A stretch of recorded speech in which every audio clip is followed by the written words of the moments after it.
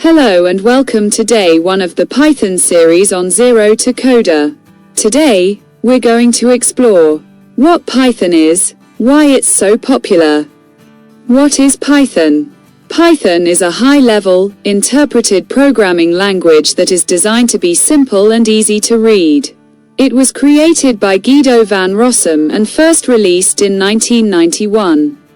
Python is widely used for web development, using frameworks like Django or Flask, data analysis and machine learning, with libraries like Pandas and TensorFlow, game development, mobile apps, and even automation of tasks.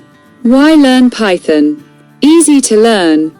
Python's syntax is simple and resembles plain English, making it beginner-friendly.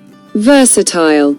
You can use Python in various fields such as web development, data science, AI, and more. Large community.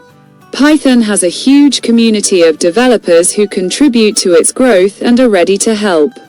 Job opportunities. Python is one of the most in-demand programming languages in the world. That's all for today's introduction.